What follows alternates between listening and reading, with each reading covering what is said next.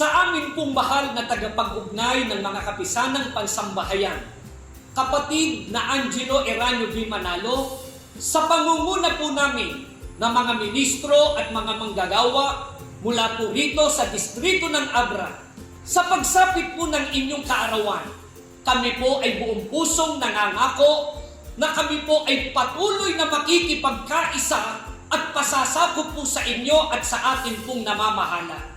Mamamalagi po ang aming taus-pusong pagmamahal sa inyo.